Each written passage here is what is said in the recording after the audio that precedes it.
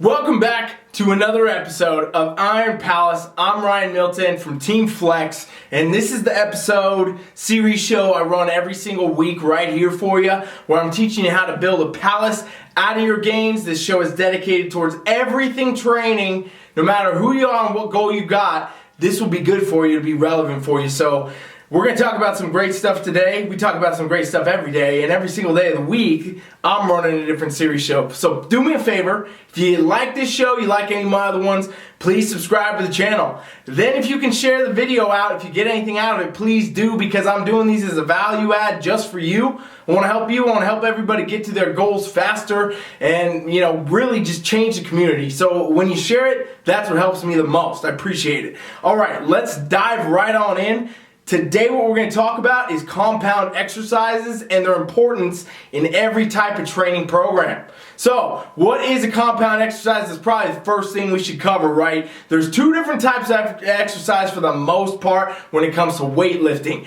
Isolation lifts, isolation exercises, and compound lifts or compound exercises, okay? So isolation type movements are where you're basically going to be working on one muscle in an isolation sense. Now this is very hard to do, as pretty much no matter what exercise you do, you're going to be training multiple muscles. But for example, something like a bicep curl, or maybe you're going to do a single leg hamstring curl or something like that, where basically you're going to work one muscle and your focus is that one muscle, that one area, and as you train it, you're even trying to really isolate it, make sure you're not using your shoulder, etc., right? So you don't want to share the load with any other muscles when you're doing isolation type movements.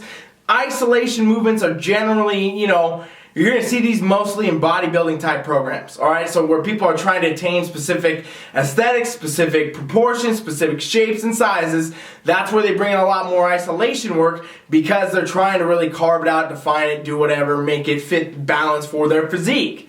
Now, compound exercises, what the topic of the video is today, are exercises that use one or more muscle group, all right? So basically we're talking about things where we are really going to be using multiple muscle groups 100% of the time, doing a specific movement. So I kind of said that weird back there, but basically one movement that uses multiple muscle groups, that's what a compound exercise is, all right? And so basically how it works would be, your classic movements of the human body, your fundamental movement patterns. So, we're talking about your push, your pull, your hinge, your squat, your rotation, things like this, where basically no matter what you're doing, you're using a bunch of muscles at once to complete the action. So for example, a squat is a great example. Now, contrary to a lot of what fitness influencers and ebook sellers and things like that on Instagram want to tell you, squats do not isolate the glutes, okay?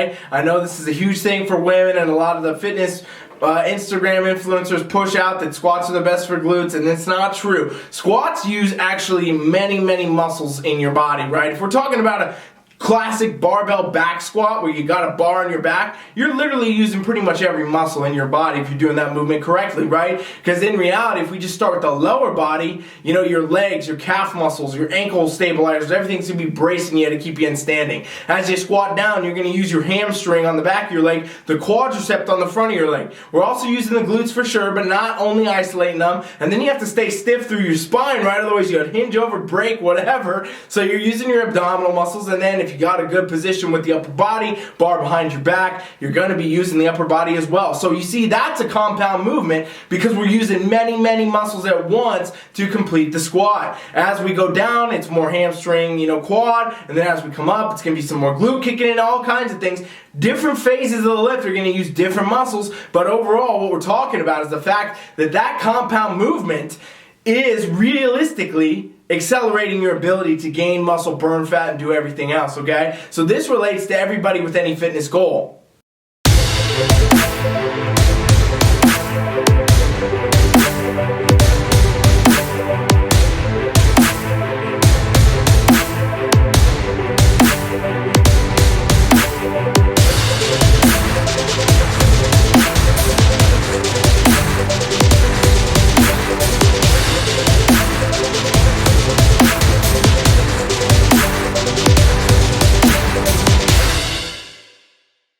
What are some other types of compound lifts, right? Well, to kind of sum it up for you, I'll hit on a few. Deadlifts are another great one, okay? It could be a sumo deadlift, could be a normal conventional deadlift, could be a Romanian, straight leg deadlift even. All these things are going to use more than one muscle group, right? Because again, what we're doing is a compound movement. It doesn't matter if you're using a dumbbell, barbell, whatever. The movement pattern itself, the hinge pattern, is going to require you to use many different muscle groups. A lot of the posterior chain, the hamstring, the calf, the glute, etc., into the low back and then into the upper body. Obviously, as you hold the barbell, you hold the weight, whatever object you are lifting, you're going to be using all towards some muscles in your body, and then of course your midsection has to brace. So again, it's a great compound movement, all right? Other movements would be things like rows, where you're doing a standing row, barbell row, dumbbell rows with both arms, push presses overhead, shoulder presses with a barbell, upright row.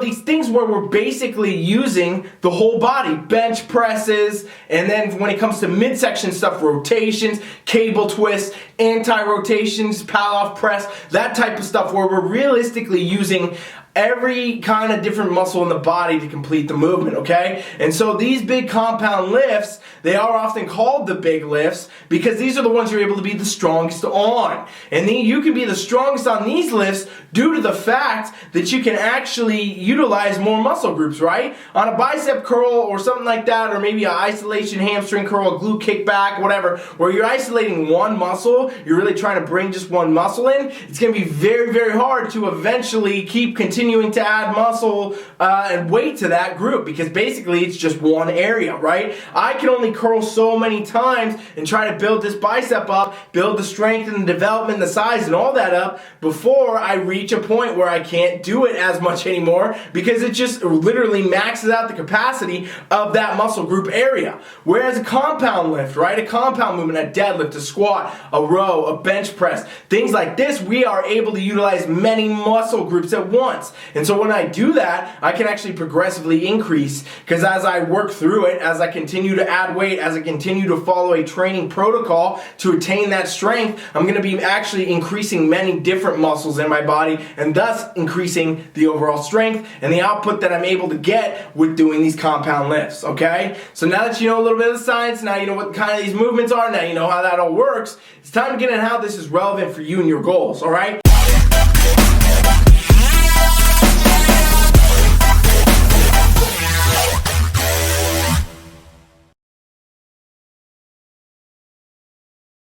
So compound exercises, a lot of people stray away from them. A lot of people are very afraid of compound movements for things just like the fact they don't understand how to do it. They think it's very technical. They think it's too technical for them. They're going to end up injured. They're going to have a problem. A lot of people prefer, taking the easy route, playing with the cables or staying on the machines or just working with some light dumbbells. But in reality, you can't build a great physique like that in any regard. So those of you that want to lose weight, you might be overweight. You want to just lose weight, look good for, going on a trip, the beach, whatever, yourself, I don't know what it is. You need to have compound movements in your training. For competitors, you absolutely need to have this. This is how you get the depth and the size to the muscles that you need to have for any of the divisions you're competing in. Every average day, normal person that's just doing this for health and wellness, you don't even care about your aesthetics, you gotta have compound movements in there because they're functional, fundamental, human movement patterns that you need to be proficient at to live everyday life, right? And you think about this, where do these movements actually fit into everyday life if I say that? If we're talking about this being relevant for health and wellness, well, guess what? There's gonna be times in your life, maybe you're taking a box out of the bottom shelf in your garage, you need to put it on the top shelf. Well, to do that, you're going to have to do a variation of a squat or deadlift to get that up, and then to press it up, you're going to have the upper body strength to utilize your shoulders, your triceps, your biceps, whatever, to press that up overhead and onto the next shelf. Right? This is where people get injured. They don't know how to do the proper patterns, and thus for it actually causes them injury. But you know what? Funny thing is, it rarely happens actually in a gym. Because when you're in a gym, you're very analytical, you're very paying attention to everything, you're trying to focus on your form. In everyday life, if you don't practice compound movements, your body forgets how to move. It isolates everything in opposed to actually working together. And so then you go pick up the newspaper, and now you blew your back out, you're down for 2 weeks, right? So in reality, the compound lifts correlate to every part of our life because they're fundamental human movement patterns, right? Literally, we are ingrained to be able to do these things. Push, pull, rotation, hinge, squat. That's what people do. Go look at a baby. Like newborn babies, like once they learn how to walk and stuff, they squat. When they play, they'll squat down, hang out, and they'll play around with their stuff in the fucking sandbox, right? Because they're able to do it. Somewhere along the line, people lose it, okay? And compound movements are relevant to everybody with any type of goal because they're gonna do these things for you. They're gonna help you build muscle faster, okay? So those of you that are trying to build muscle, and those of you that don't think you need to build muscle, you know, the weight loss people, etc., you do. Because any goal you got, the muscle's gonna get better. For example, someone that needs to lose weight, if you build more muscle, your body's gonna burn more calories at rest. Literally, while you do nothing, while you sit around, if you carry more muscle on your frame, you're gonna burn more calories at rest. Thus, you actually get leaner. You'll burn fat faster. And these exercises, no doubt, are gonna get that cardiovascular going too. As you get good at doing a deadlift, as you get good at doing a squat, as you get good at doing any of these compound movements where we're working multiple muscle groups, it is very taxing on the cardiovascular system. You'll notice after you do a great set of 8 deadlifts at a heavy proficient weight, your heart's gonna be pumping, your body's gonna be racing, you're gonna be feeling the cardio while you're getting the muscle built, right? So overall, if you're trying to lose weight, you're trying to burn fat, very, very effective to get proficient at the compound movements. And not to mention, just your overall health is gonna be even better, right? For competitors, this is huge.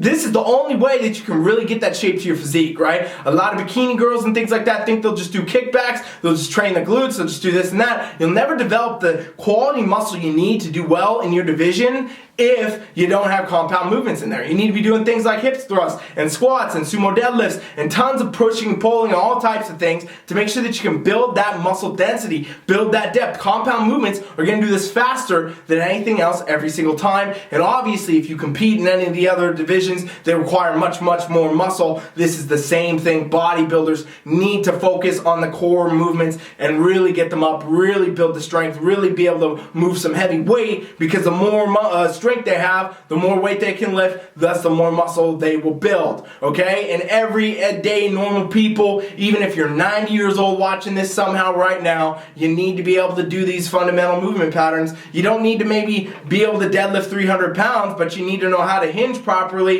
to pick up the damn newspaper, to do any other part of your everyday life, right?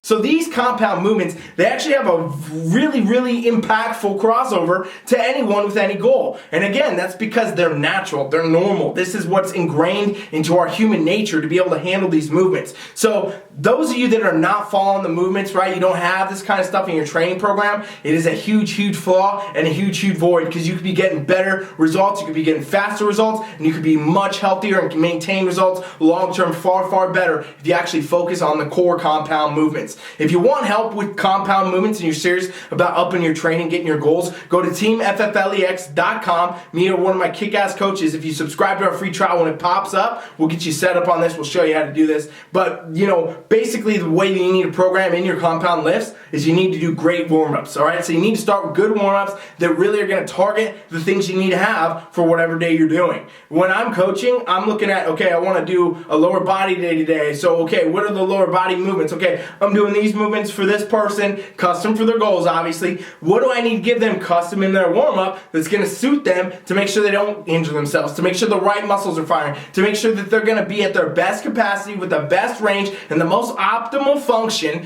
to perform these exercises, right? That's the goal all the time. That's what I'm trying to do as a coach, because I know the better I can do that, the better results they're going to get. So I have people do their warm-ups where we're doing specific stuff. It might be rolling out, it might be muscle activation. Usually it's going to be a combo, and then some element of cardio to get the muscles firing, get everything warmed up and ready to go. Then I have them roll into their heaviest sets most of the time. I don't program everybody like this because everything's individual, but for a general sense of when you should perform your compounds, it should be after your warm-ups, beginning of your main lifts, okay? And the way you want to do these is generally you want to stay in the lower rep ranges, all right? So we're talking about really the 6 and below, sometimes into the 8s and things like that, but these are not things that you generally want to do for strength or anything else because the rep ranges just aren't right at 10, 12, 15 and up. It's not going to be for strength. You could be doing them for a different reason. That might be something. I do program people that way, but again, it's all individual and custom, so it doesn't really correlate to you.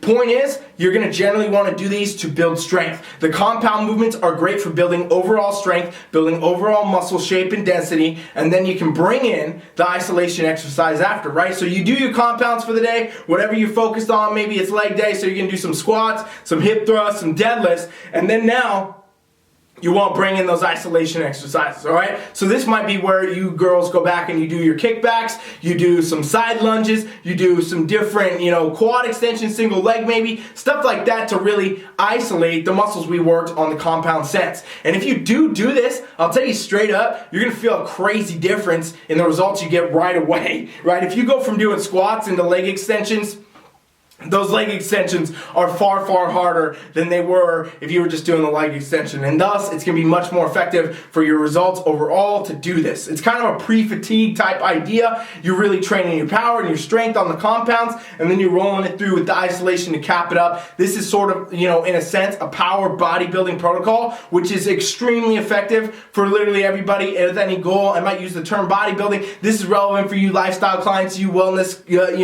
health and wellness type people out there that want just overall health and wellness. This is what you need to do. You need to know how to train, you need to be proficient in the compound movements, and then you need to be able to know when you bring in the isolation if you need to. A lot of times, honestly, for people that just want basic gym goals, you can get away with just doing the compound movements and not as much isolation stuff and get a great physique, okay? You can get a great physique, you can burn fat, you can lose weight, you can do all this. Again, if you want help, go to teamfflex.com, subscribe to our trial now, and we'll set you up, we'll show you how to do this. It is tough to program, and for competitors, it's a little bit different. Competitors, it gets a little more complex, right? Because you need to really attain a specific look. You need to really attain a specific physique. So you might leave some compounds out and focus on other ones, and you might need to be more proficient in some here and less in others, and then you might want to bring in some different isolation type exercises or other high intensity training protocols after the fact if it's required for what you're trying to do and whatever division you're trying to fit and whatever the judges are looking for in that division. Again, a great reason to have a coach, have somebody to work with to figure out what you need to be doing. I always recommend a coach for everyone with any type of fitness goal. I coach coaches, okay? And I've been coached by coaches, and that's what's important. It's about getting out there and bringing your best, and a lot of times you don't want to guess this because you'll just waste your time, especially in today's world with all the things that are out there, all the fads, all the IG bio coaches and everything else that comes up. It is very, very hard to get actual results and very, very easy to waste a lot of time and a lot of money. So it's great to get a best approach. Go do my free trial. We will help you out for free, literally for free. TeamFFLEX.com, drop your email in. If you don't do that, you're obviously not serious about results because this will only help you. It's only going to accelerate you, and we'll show you some world-class coaching absolutely for free. All right, so, to cap it up, compound movements, they're the movements where you're doing an exercise that utilizes multiple muscle groups at once. Great for building, great for burning fat, great for basically adding density, shape, size to your physique. No matter what goal you got, you need to have them in there. Even if it's just a health and wellness goal, you're just a lifestyle type client, you don't even care about how you look, make sure you know how to do the compound movements for your overall health, okay? And then isolation stuff is different. Isolation, we focus on one group, one muscle. Know the difference between these two things. Absolutely know the difference. If you didn't get it in the beginning, go back to the beginning of the video, watch again, listen again, because this is important. You want to have probably a blend of the two in your training programs all the time, but absolutely never do a training program that doesn't have compound exercises. If you do that, you're honestly wasting your time in the gym. You're wasting your time with any of your goals, and you could get there a lot faster if you knew the compounds, you knew how to program them in. That's what I'm telling you. Go to teamfflex.com, subscribe to the trial, and me or one of my kick-ass coaches will show you exactly how to do it. Thank you for watching the Iron Palace. I'm Ryan Milton. I'm back here every single Tuesday teaching you how to build a palace out cardio gains. Come back, check it out, share the video, subscribe to the channel, and check out all the other awesome series shows I got running all week for you. Thank you for watching. Coach Rye is out.